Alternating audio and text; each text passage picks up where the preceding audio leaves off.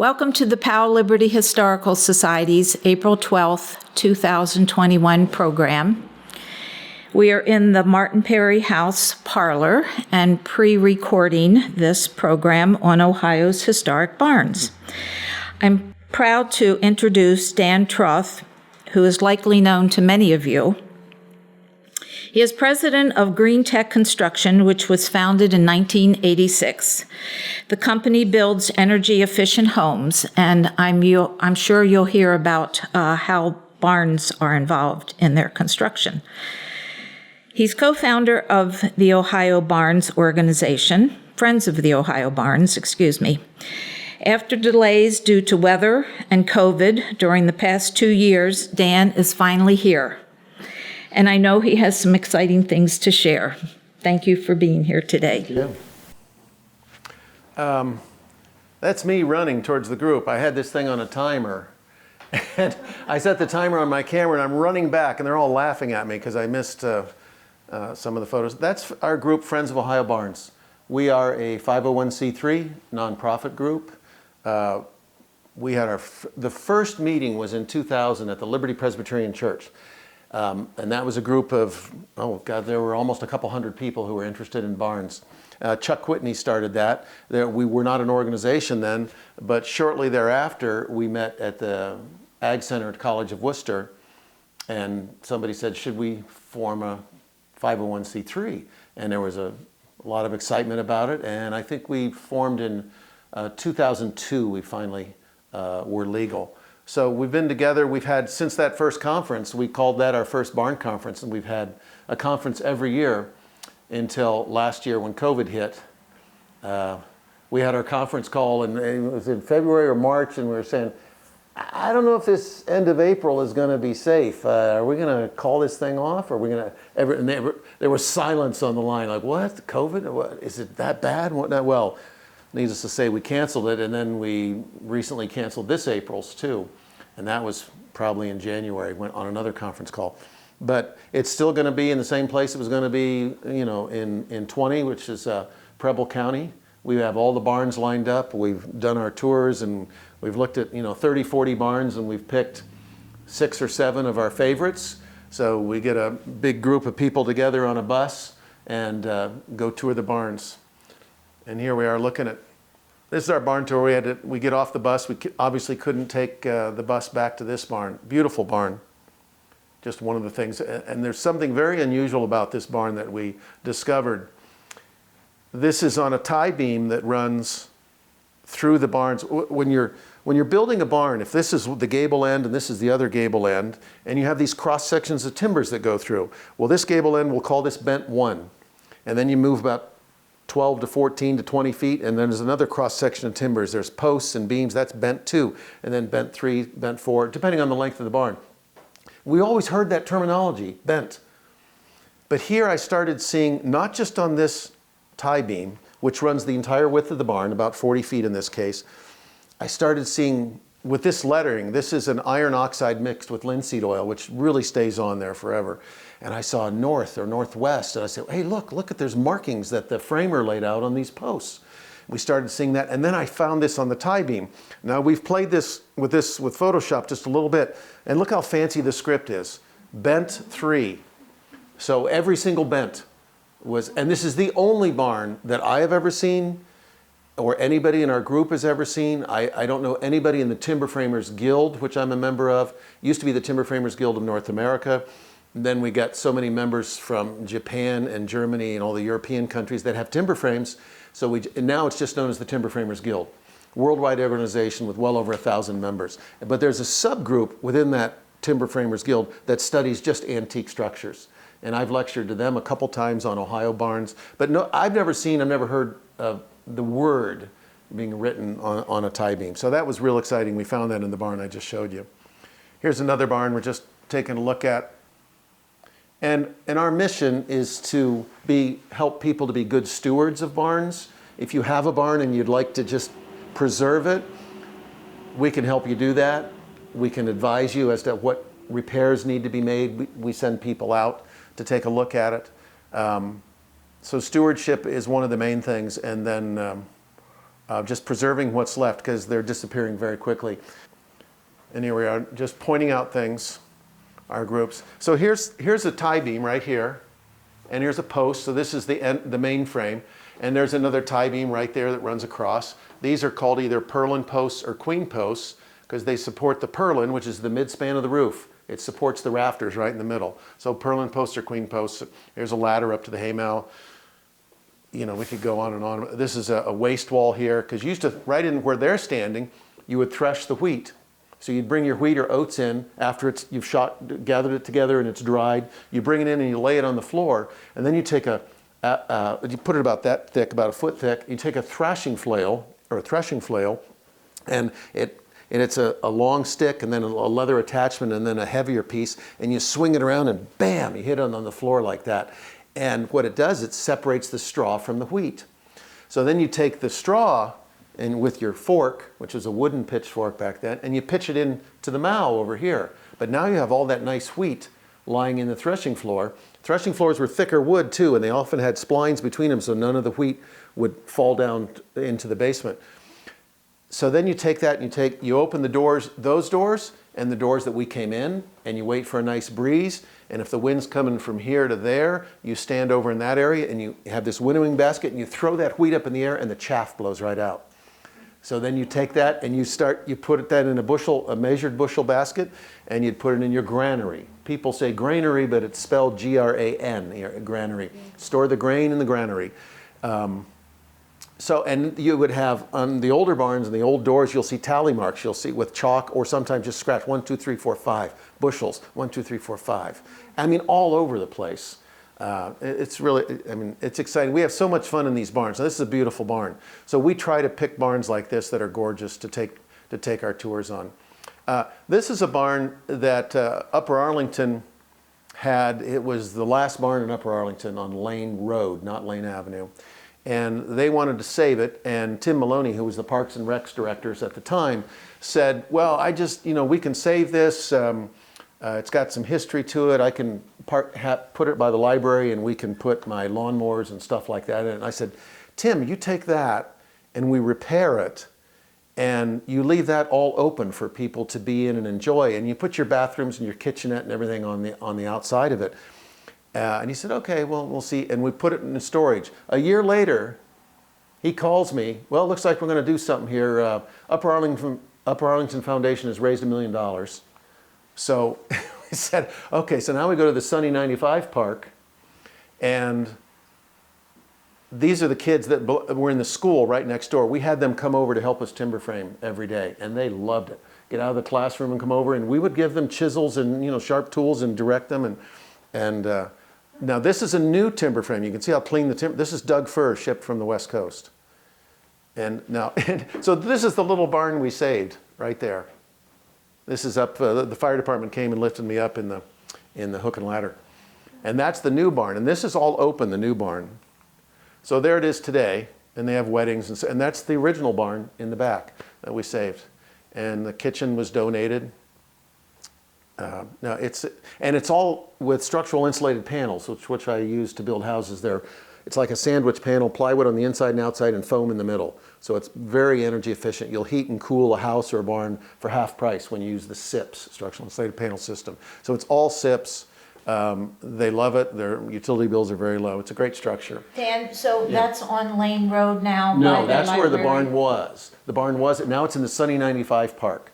If you go off Old Henderson, you're coming across from 23, taking Henderson, and then you head south on Kenny just a little bit, and you go about a quarter mile maybe, and you turn right in this development. You say, oh, it's just normal houses. But back there is Sunny 95 Park. This is a group. I met these girls. Tom O'Grady introduced me to them, I think, in 2015. This is the Everill Barn in Westerville, right on Cleveland Avenue. Now, Tim Maloney says they're jealous because their barn is not heated or cooled. They have no insulation. So he told me the story. There was someone that had a wedding there, and it was in the summer, and they brought in a tractor trailer air conditioning unit and spent $20,000 to air condition this barn while his daughter was getting married. So you wouldn't have to do that otherwise. So the girls here, 4 middle school girls, were tasked by their language arts teacher, come up with a symbol for the state of Ohio. And these were all gifted kids in their little groups, and I think some of them came up, well, OSU will be the state football team, and here's the necklace is the official this, or this is the state cookie, or the, you know, the little Buckeyes or something. But one of the girls loved Barnes, and she said, why don't we do Barnes? So she got the ball rolling, and they contacted Ann Gonzalez, representative from Westerville, and Ann said, that's a great idea. I mean, it's not an appropriated bill, there's no money involved. Let's see if we can make the barn the official symbol for the state. It passed the House, it sailed through the House, House Bill 12. So now, after it passed, the TV crew came out, NBC, and they interviewed these young ladies about their involvement and whatnot. Well, now you got to go to the Senate. It's got to pass the Senate. So it goes before the Ag Committee. Bob Hackett was the chairman back then. He's in there somewhere. So these are the four girls testifying. And they asked if I would come and testify as well. So they talked about their love of barns and how they passed this House Bill 12, and this is all great. And I got up and I showed pictures and I preached to them a while, and then nothing happens. So we had a barn conference, support House Bill 12. We had a big banner. So we said, this was on our tour, we said, let's just take a picture. So we send this to everybody, you know, and to the Senate Ag Committee people and whatnot, and it languishes there. And I heard, you know, a month after I testified, there was going to be another hearing, but the girls didn't want to go. They said, well, we're not on the schedule, we're not on the docket or something. But I went anyway. And I listened to them talk about veterinarian or whatever the different bills that were up. And then they said, well, the last thing we have here is the House or the Senate, the barn bill, but there's nothing here, nobody here wants. I said, wait, hang on, I'm in the back. Well, come on up. And I just kind of gave the same spiel I did before. And I went up to Hackett, the president of the Senate, afterwards, after everybody was gone. I said, what's going on here? I mean, it seems like a no-brainer. And he said, oh, we love the bill. We love these girls. I mean, what they have to do, they have to get in front of Larry Obhoff, president of the Senate. And he'll fall in love with him, and everything will be great. And well, we did that, and that's in some other slides, but nothing really happened. So I called Sue Crowell, who was the editor of Farm and Dairy. And this is skipping ahead, and I'll get to this in a second. But Sue supported us, Friends of Ohio Barns, when we have a conference coming up. She'd put a notice in Farm and Dairy, and I said, that's great. So I told her about this bill, which was languishing, and by this time it was now Senate Bill 86. She said, I knew nothing about it. Well, that's a no-brainer. How come they haven't passed that? So Sue put a reporter on and got Hackett interviewed by the report, and he said, oh no, everything's looking great, and before you knew it, it had passed. And Kasich signed it in December of 18, and it became part of an omnibus bill with a lot of other things. But and this is after it had passed, and these are the girls. This is at our Friends of Ohio Barns conference, and this man is David Wilhelm, whose father Hubert Wilhelm wrote books on barns in Ohio. Was a professor at OU, terrific guy. And David was the youngest ever chairman of the Democratic National Committee. He was Bill Clinton's campaign manager. So he knew a lot about the barns. We had given his father a Lifetime Achievement Award earlier. And then, so I made this plaque out of old barn siding, and I painted on kind of old style, the Ohio Barn Bill, and there's a picture of the girls and what it represents and whatnot. So officially now, and this is, we put this up on display at their high school, where they are now. This took place over 6 years, from the start to the finish. They stuck through. And I said, you know, you young ladies applying to college, you know, what are your extracurricular activities? Well, I passed a bill in the state of Ohio, you know. Well, hello, you're in. So that was very exciting. So that hangs up in the lobby of the Westerville High School now, and that's the principal, and these are the two teachers that worked with them right from the get-go. So now the barn, Ohio's barns are the official agricultural architectural symbol for the state of Ohio. So this is Bob Postal's barn. You know, the Postal's on Vail Canyon Road. Which has now just been purchased, I Yes. believe, by the Orange Township. Preservation Parks, yes. Preservation. Now this is just a little bit about farm life. Now here they're using a threshing machine which can thresh the wheat, and now you keep this tractor, the steam engine, far away from the barn because of fire. But we can't zoom in on this, but this is barn number 2. And I'm not sure I can't say this is an Ohio barn, but this was a huge operation that these people had back then. This is another, and I think this is Massachusetts, but this just shows the extent that the community was involved in farming. You have to remember, certainly in Ohio, 1850s, I'm not sure the population of Ohio, 75% of us were involved in farming. You know, almost everybody, you know, there were the lawyers and doctors, but I sold wheat to you and you had the hardware store, and we were all involved in that. And we were pretty close-knit as a community, which that's a different topic, but you know, the sense of community has been lost to a great degree, and we're trying to regain that. Here's just another threshing scene, all the straw being thrown there. There's a lot, the steam engines were so popular when that was like the car coming in the, in the 1870s and 80s in Ohio. Everyone had to have it because you didn't have to thresh your wheat on the threshing floor in the middle of the barn anymore. Here, I love, this just shows progress on the farm. He's got a brand new barn in the background. He's got his horse and buggies, but he's got cars. He is moving up in the world. Now this is a New England farm, of course. The barn is connected to the house, which was problematic sometimes because if there was a fire in the barn, it came and burned the house down too. Mm-hmm. But this farmer loves his oxen more than he loves his wife. That's what I take away from that. Here, farming, you get these kids, they start out young, young couple in love. Farming's going to be the life for me. Love it. Pleasant as well as profitable farming. Got these women here. This is how we're going to lure you in here. Before you know it, there you are. Johnny Carson once said he was interviewing Jimmy Stewart. Jimmy was in his 70s later in life, and Jimmy was talking about just getting older and stuff. And they were both, Johnny had been through umpteen marriages and so forth. And he was asking Jimmy about him and his wife and marriage. And Jimmy said, well, Johnny, you get married and poof, you're 70. So here you look at this couple and you say, okay, that's a farm couple. How do I know? Look at her hands. That's hard work right there. That's every day, hard work. Here's another family, farm family. Nobody looks too happy in this family. Look at the old man with the cane. His hands, we can't zoom in on it too much, but they're just kind of swollen. They're all red and everything. I mean, it was a hard life. There was no rest. Here I just went to the Carriage Hill Metro Parks. They wanted me to examine a barn and do a study on that. And I just love some of the pictures. They have a little museum there, which is beautiful. This is where we are in Montgomery County. Can't see that too, so I'll just skip on here. And this was the barn back in the woods. Beautiful. This is a very rare double-banked barn. This is known as a Pennsylvania barn because you have the bank that goes up, you have a full basement underneath, and on the back side, I think it's in one, there, see the forebay? It's a cantilever. It hangs out.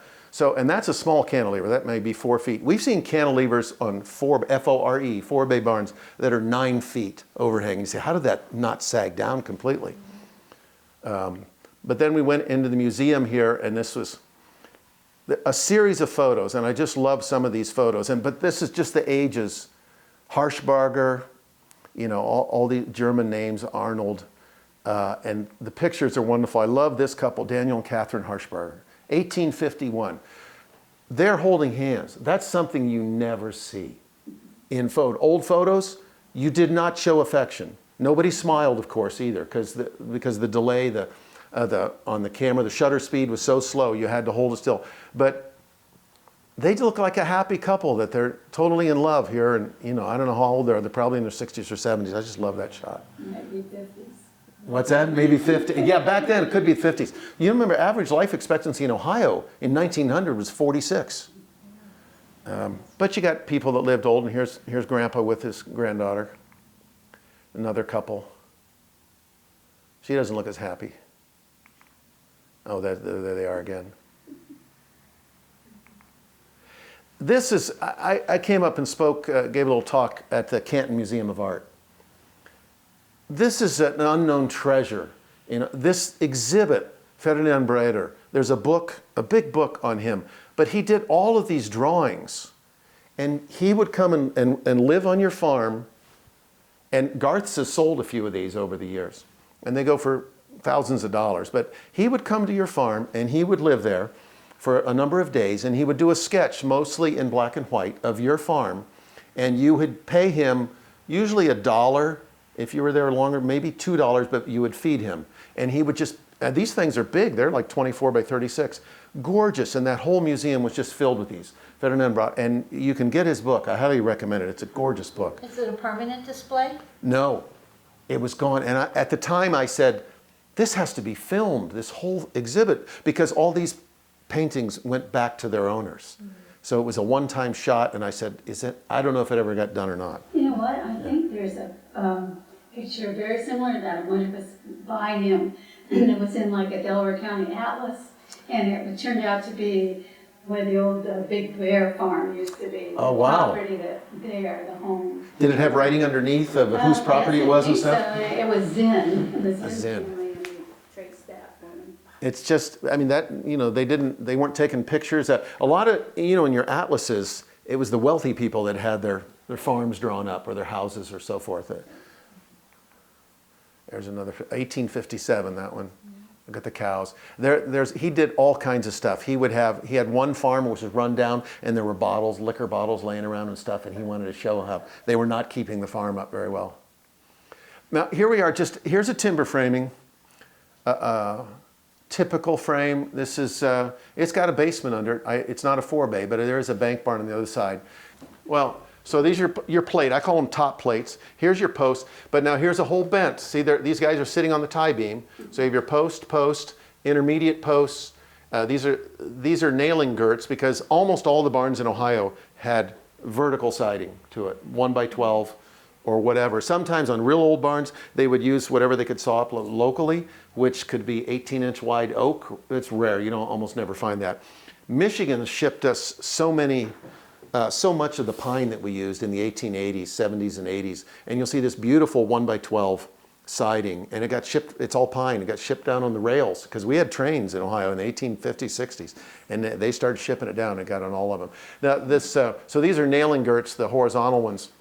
And these are braces. I call them knee braces, all through that thing. But you look for, who do you think the owner is in this one? Now, you can't see it too well. It's that guy. He's all dressed up. I'm paying for this barn. Doggone it, you're going to do what I say and whatnot. And I don't know who the other guys were. That may be the framer, the barn builder right there, the framer that tells everybody else what to do. The barns, these timbers were huge. You needed a big saw, and my son and I found the saw that they used to build barns in New York Museum. Not quite. This is a rare photo. What photographer is going to go out in the woods where these guys are hewing a log? And I didn't zoom in on this one, but you see the big guys, the big strong guys have the axes, the felling axes. This guy and that guy, he has a double-headed axe. So he's going to cut the tree down and fell the tree, and he's going to score it all along the side. He's going to come along and cut into that scoring marks, and he's going to cut to the line. Oh, there's going to be a red chalk line on there, but he's going to cut most of it. But it's going to be rough. So the guys that smooth this timber are the guys with the broad axes. There's the broad axe right there. And the most skilled guy the timber's going to be laying like this, and he's right there, and he's going to come along like this and swoop down and swoop down and swoop down. And that's a whole nother topic. I can show you pictures of in barns. We can see the broad axe marks, and you can tell how the timber was laid and how they cut. And the way you do it, you don't shine, if this is a timber here, you don't shine the flashlight that way. You take it along this way, and you shine it right along the side, and you can see all those broad axe marks. It's the best way to do it. But I think the most highly skilled guy here is this little guy here with the glasses. He's holding that broad axe. I think he does the prettiest job on those timbers. But I was just amazed when I found this photo, and it's a little 5x7, 1880s, 90s. But I just love, and here's the saw, the two-man gang saw that they sawed the tree with. I just love that shot. Here's August 20th, 1910. Here's a barn raising. Look how neatly all these bents or bent parts to the barn. This is all sawn timber. Nothing's hewed here, but it's all stacked up. There's the old barn right there. And now they're putting up this new one. And there they are. This is a sidewall raising, which is rare. They're raising the whole length of sidewall, which in that case, close to 50 feet. And then they'll put the interior section. So there we are in the morning. We're getting started. Here we are. Look, now they're putting, it looks like a hay hole where they would toss it. But the sides they just put down, those are the two sides they just raised. All the guys on the floor there. 11 a.m. after the raising. They did that all in probably start 7 in the morning, something like that. But, you know, if I'm looking at barns and we're having a barn tour, I'll look at that and I'm kind of curious, okay, that's the barn I want to see. That's the old barn right there. That's the Civil War era or before. But I love that. So they get their job done quickly and they want to celebrate. Every one of those guys has a beer.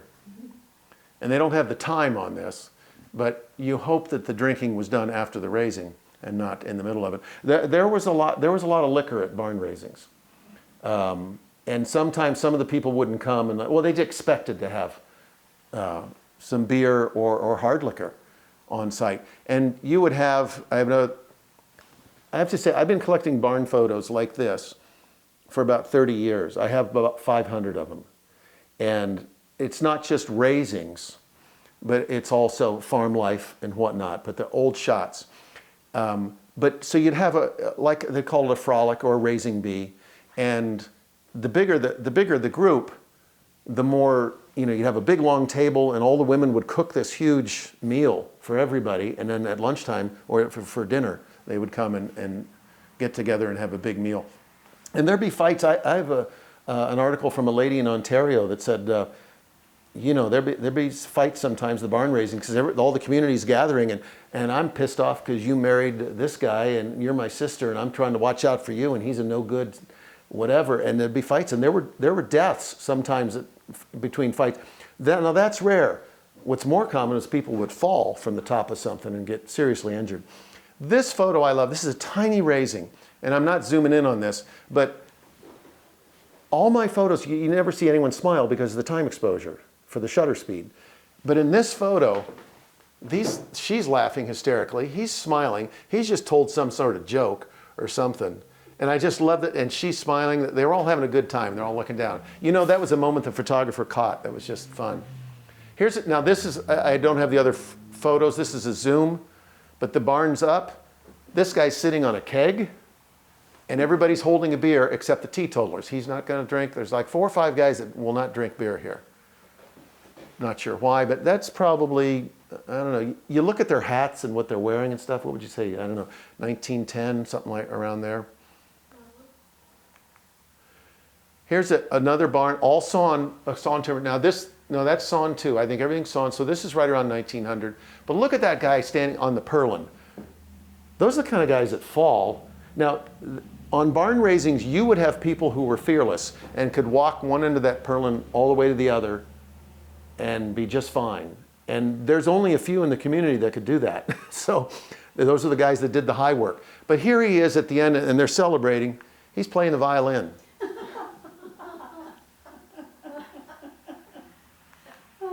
This is a series, late 1800s. I think these are hewn timbers.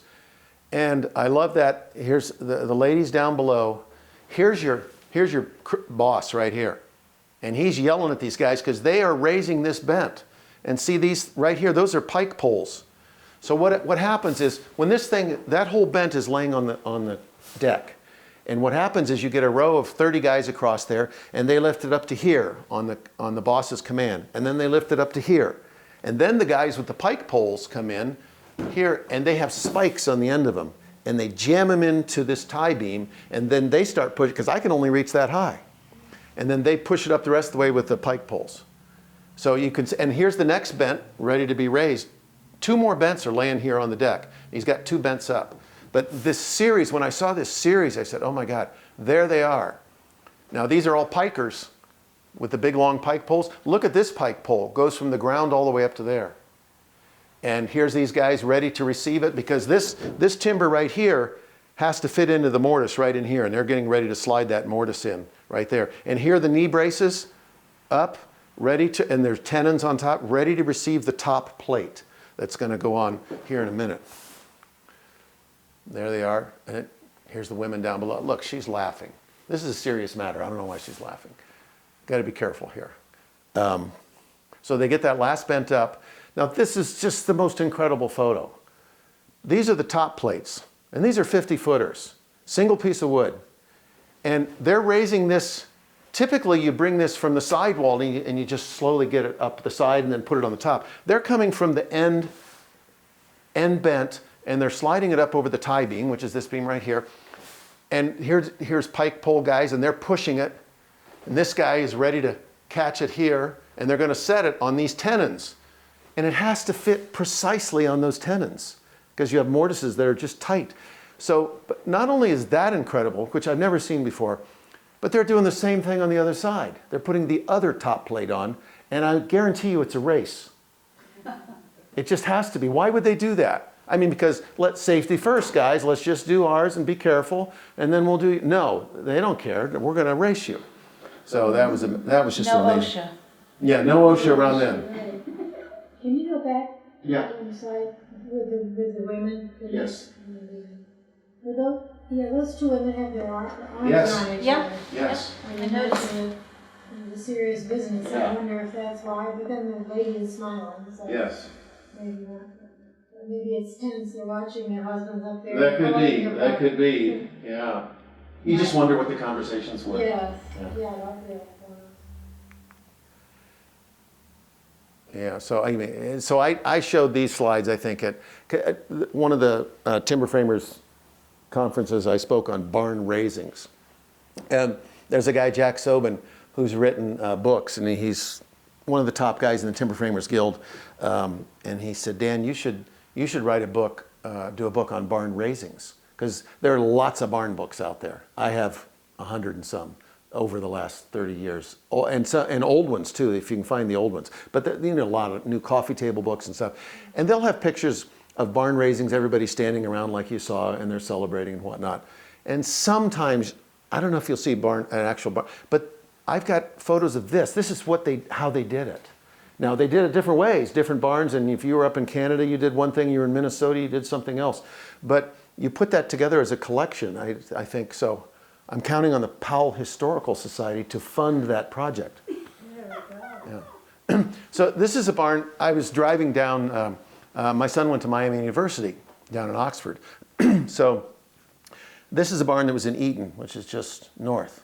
Beautiful barn. Those are the biggest cupolas proportionally to the size of the barn that I've ever seen. It was a magnificent structure built, I don't know, it looks to me 1880s or something. Here's crops drying over here. These are all cattle down here, which looks, it's kind of all black here. Here's a delivery cart of something. I don't know what it says on the side. I don't know if they're bringing milk to market or whatever. There's a nice old hay wagon.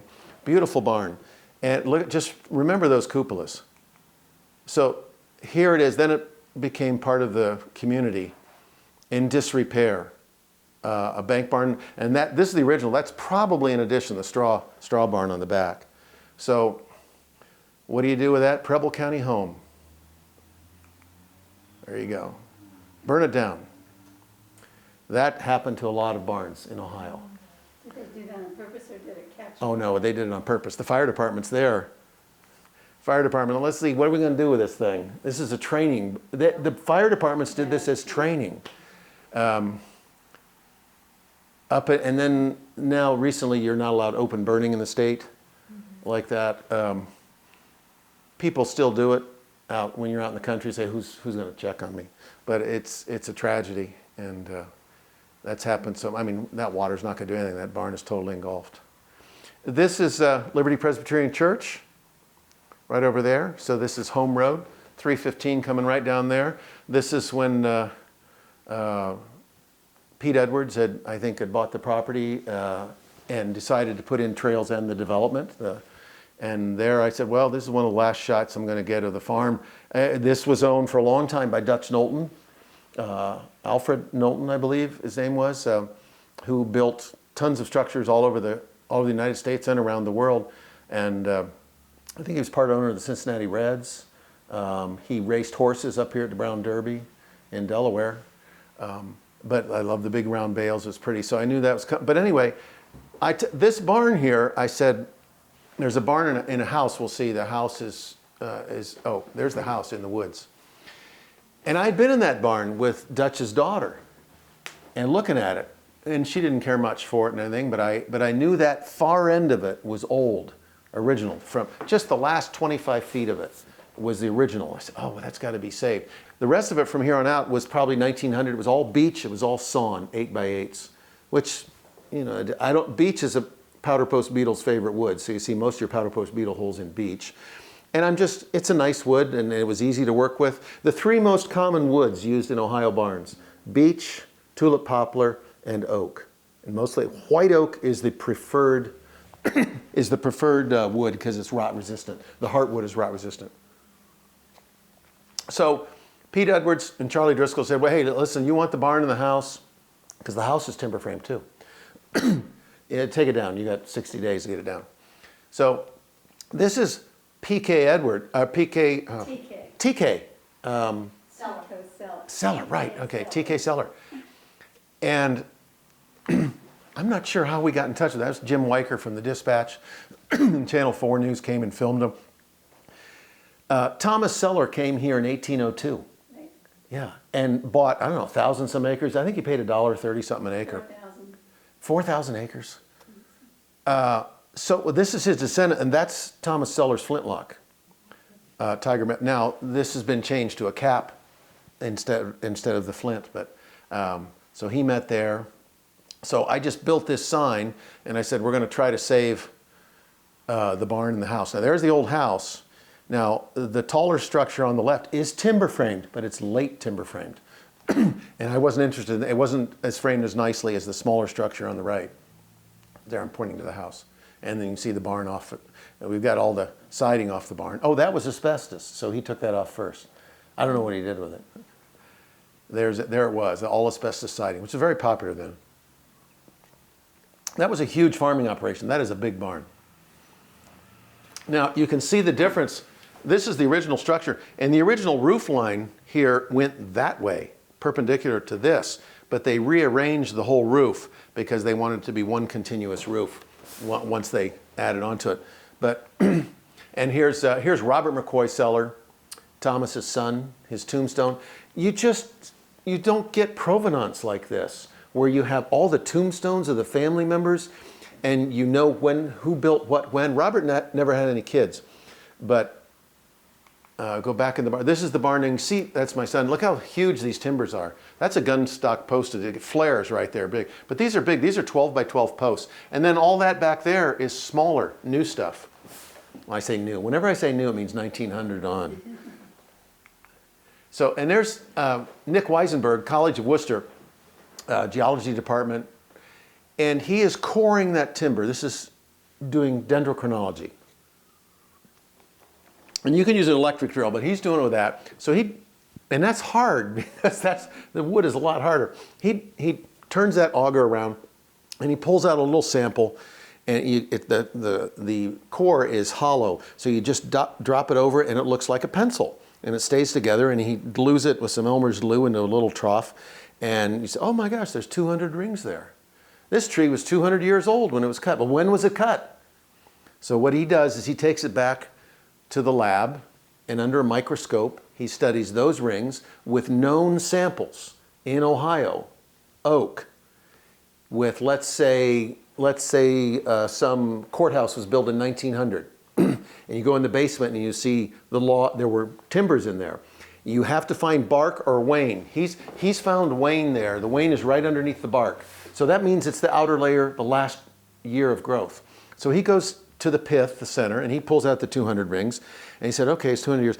And then he looks at the courthouse sample from wherever, and well, we know, and there's 200 rings there.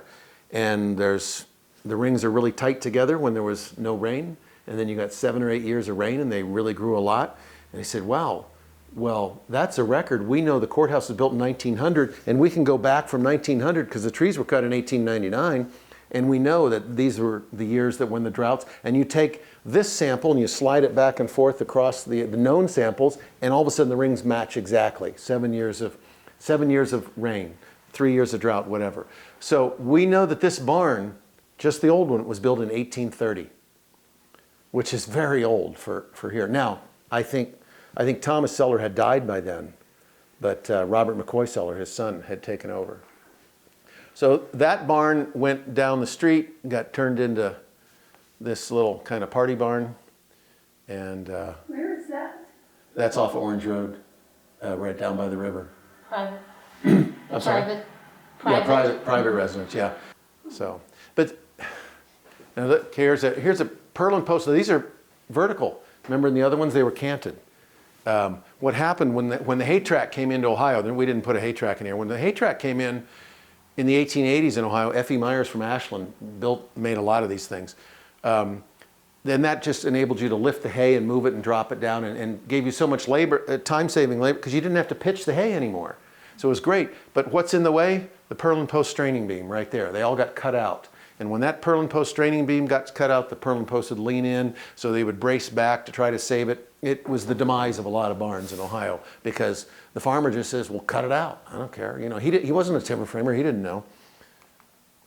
Okay, now here's the Robert McCoy Seller house that PK visited, and then when the paper came and joined. Now this is the old structure here. We dendroed this. This is 1840.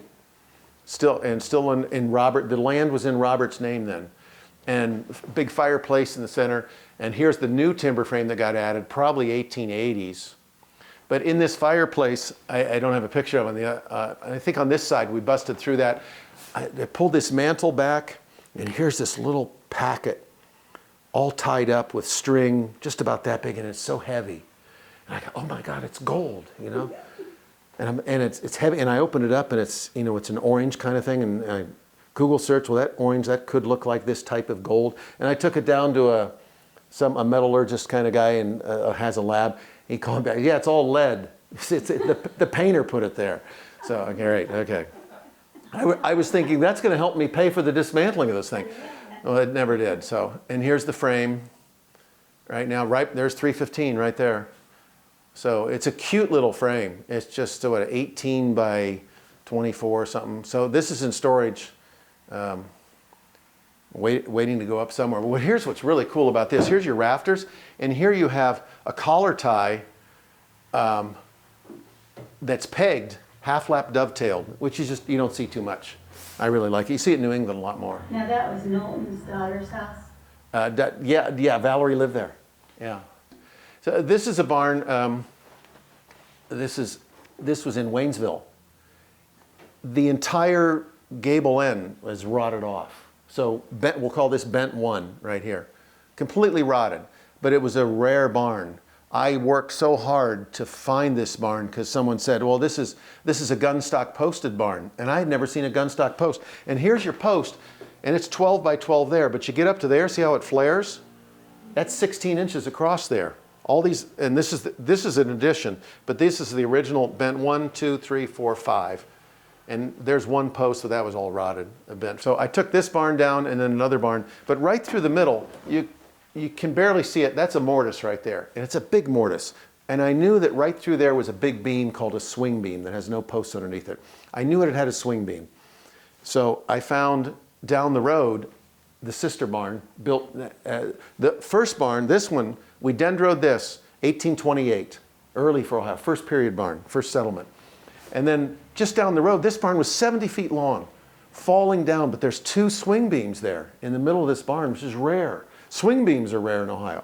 So what happens is these mortises are cut, and you take saplings that have tenons on the end, and you stick that tenon in of the sapling, and then you come across to this tie beam, and you just lay that sapling across there, and you throw your tobacco over to dry.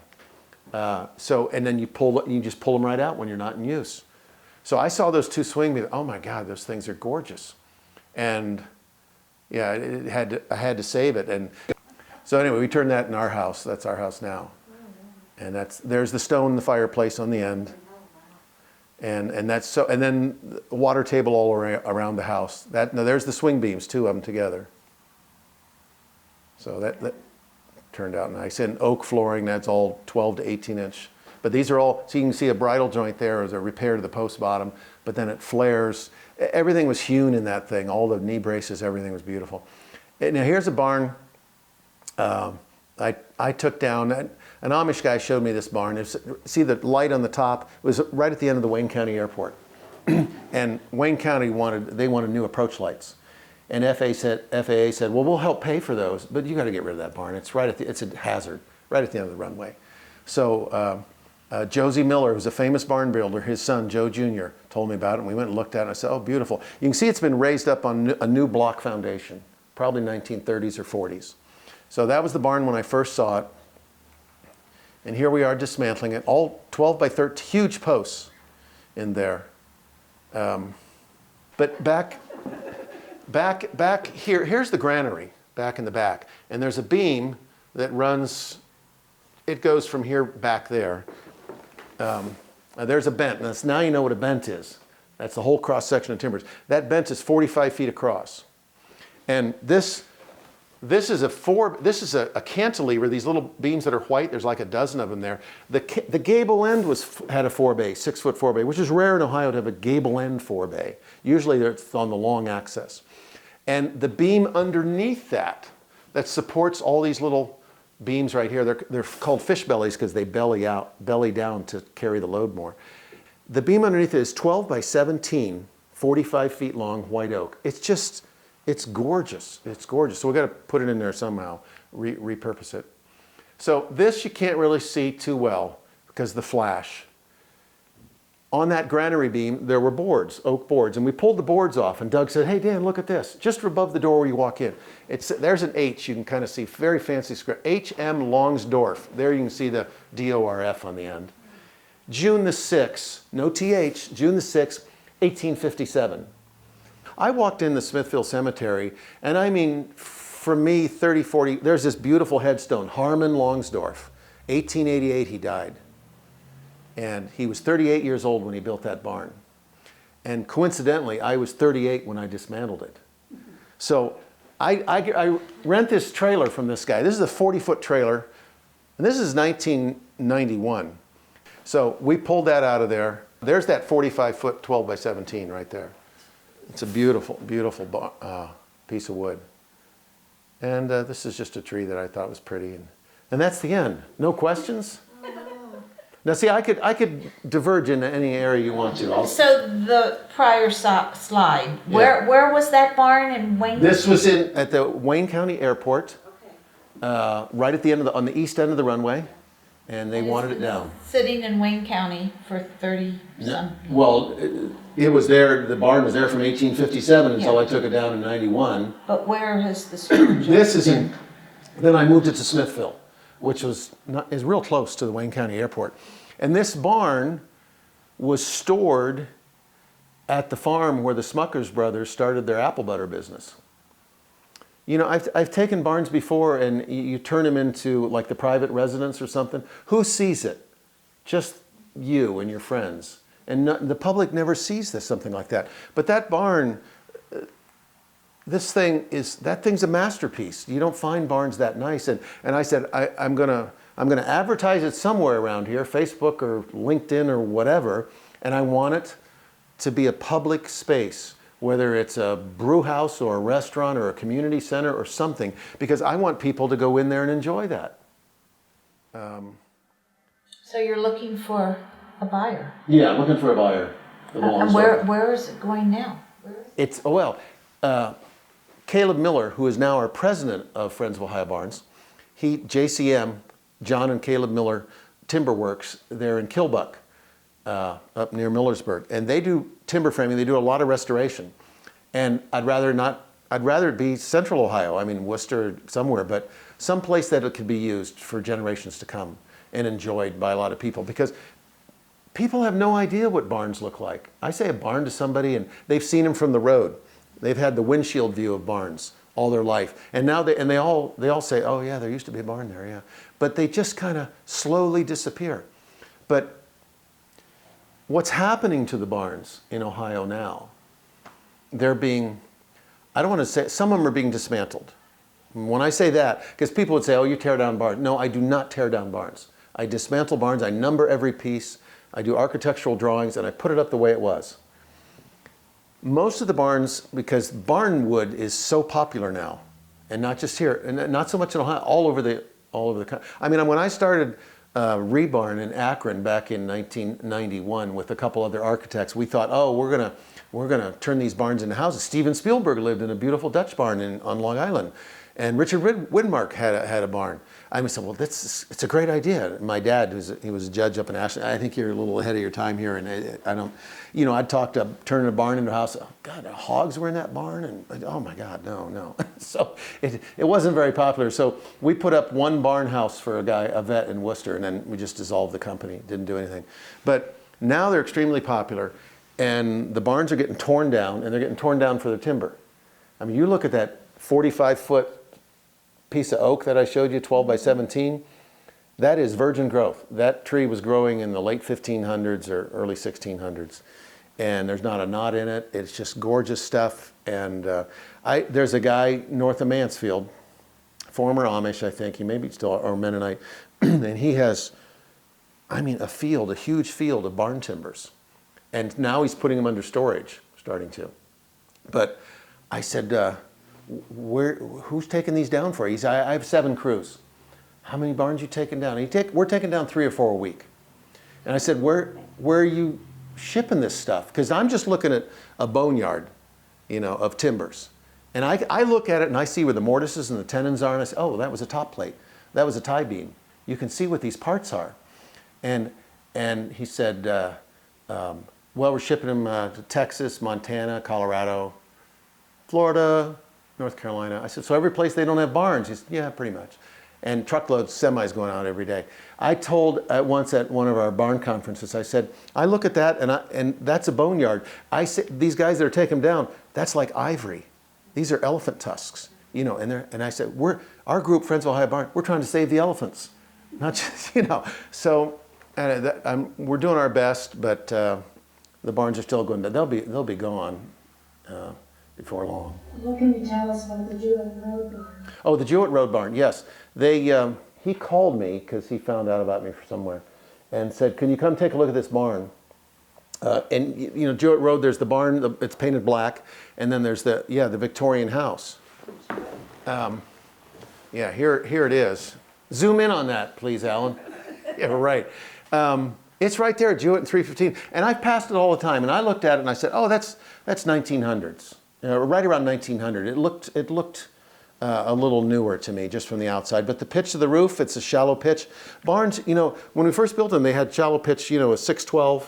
There's 12-12, 45 degrees. So like that. And we call them walkers because you can walk on them and not worry about falling off when you're young. And so the lower the pitch, this is top secret stuff now. We're not going to print this or have it out there. You look at barns out in the field when you're driving by, if you have a low pitch roof, that's a sign of age. And then you look at that purlin along the length. And if you see that roof kind of sagging a little bit like this, the purlin was usually the weakest point, the roof system, the structure to it. And you say, oh, that's got to be nice. I got to go take a look at that. And, if you've been in 1,000 barns, I think that could be, yeah. And then you get inside, and most of the barns I look at, I really don't care for that much. But it's, I don't know, maybe 5% are nice, but really super nice hand-hewed, big fat timbers, that's in the 1% or less group. So the Jewett Road Barn, I went to look at it and with the neighbor there, and I said, oh my God, this is old. And then I start getting on my soapbox. Well, see this, and here's a siding groove, and here's this, and here's the broadaxe marks, and I'm showing them all this stuff. And then I said, we got to bring Nick down here from College of Worcester. He can dendro this. And we can tell exactly how old it is. Well, in the meantime, they start this whole campaign working with ODOT, and I got listed, I filed for, expert whatever, and so their big ODOT Zoom meeting, all Zoom meetings, they try to figure out what are we going to do, and the owner, he says, well, if you put a roundabout there or whatever, you're going to be right up on my porch and whatnot. Oh, okay, I understand. Well, they've been responsive. They've listened, and they have new plans out. They recognize it as an historic structure, which is really great. I think they want to do the right thing.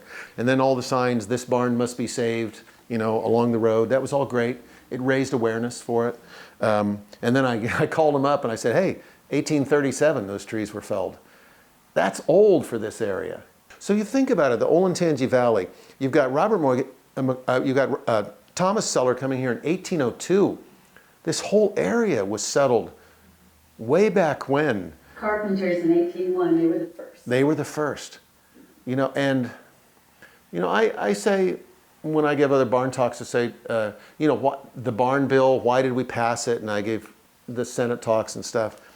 You know, we stand on these people's shoulders. They built this, and we need to pay tribute to these people who came before us, because we wouldn't have any of this stuff. We live, you know, we're living on their backs, and life is so easy for us now compared to what they went through and the sacrifices. And what would they want us to do with these structures? I don't think they'd want them shipped to Texas or burned or anything else. So our group, that's our mission, is to try to do what we can. And, you know, I go around and give talks, and other people in our group, on our board, we go give talks. And it's just raise awareness. Unfortunately, this is not, well, you're not going to just take that down and move it and park it in a garage. It takes a lot of work. There's a lot of effort and a lot of money to save these structures. But when they get turned into a community center or whatever that the public can enjoy, then, you know, I have dreams. Taking a barn like this, and then you take these barn photos, and while you're waiting for your meal you've ordered, you walk around and you see these old photos, and what was that? Well, that's when we did threshing with the steam engines back in there. And then you have pictures. Ohio led the nation in wheat production and in hog production in these years from 1840. I have all these these agriculture reports back to the 1850s in Ohio. And everything was farming. Everything was how much wheat, how much milk, how many eggs. Everything was like that. And, you know, we need to celebrate that, because those are our roots. You know, that's who we are. If you don't know your roots, you know, you really don't know much about it. It gives you a sense of identity that is lost. And then, of course, the sense of community that's been lost. People came together for barn raisings. I'd love to put up a barn as a public event and have a raising. I mean, kids love this stuff. I mean, adults like it too, I think. But I know, we keep trying, so. Have you been to Malabar Farm? Yeah. There, and we saw the raising there. The raising? Were you at the raising? You were. Well, interesting story now. When that barn burned down, and that's where Humphrey Bogart married Lauren Bacall there in the house. The barn, yeah, Louis Bromfield farm. Well, when that barn burned down, I was with Rebarn in Akron, and I called up the people down there, and I said, well, what are you going to replace it with? Oh, well, you know, we'll just do some kind of pole barn thing. I said, no, it has to be historically correct or an antique barn. Well, we had the footprint there, and I talked to them, and I said, you got to do this right. And they said, okay, well, we're going to do a timber frame. And the Guild got involved, had a huge workshop. They came from all over the country to build that frame. Governor Voinovich flew in on his helicopter on the raising day. I can remember that. Yeah. I mean, there were thousands of people there for that raising, and we put it up in one day, and I think we got the roof on in one day, and there was a square dance that night or something like that. But yeah, so that's my small part in helping that get done right. But yeah, you're in the business kind of for 30 years, you know, you get to know the barn. But there's so many things that I don't know. And we go into barns, God, never seen that before, you know. And, you know, so we get excited, and we do the barn tours. And then Rudy and I, we do this barn detective thing where we go in these barns, we see funny stuff. We see where you made a repair or you put an addition on and you knew nothing about timber framing, and, oh, what's that? And we take pictures and we make jokes about it, and we have our barn detective show on Saturday of the conference. So we love doing it, and I can kind of tell I'm passionate about it. So If people want to support the Friends. Friends of Ohio Barns, friendsofohiobarns.org, O-R-G. That's a good thing. There's a great film out. Came in from Iowa, Tammy and Kelly Rundle. They've done some award-winning documentaries. The original One Room Schoolhouse was one of them, and they've done a bunch of stuff. They came and they interviewed some people in Iowa and Michigan, I think, and they came to us, Friends of Ohio Barns. It stands up. It holds the test of time. It's a beautiful documentary, beautiful music. They did such a great job. I think it's called the Barn Raisers. But it's about an hour long, and you know, I'm proud of it. It is so well done. These guys are great. But it's, if you want to get inspired about the possibility of doing something with one of these structures, you watch that. And not only do you just want to pay tribute to the people that came before us, but you say, wow, those are beautiful structures. And why should we care about history? Why should we care about, you know, the people that built this house and settled here in the 1880s? It gives you those roots. It grounds you, and it gives you a sense of identity that you didn't have until you became aware of that. And that's your mission. That's our mission, is to teach people about what came before them. So, yeah, it's all fun stuff. And we're just touching the surface. So, yeah. Yeah, just touching the surface. History in wood. Yeah, history in wood. Yeah.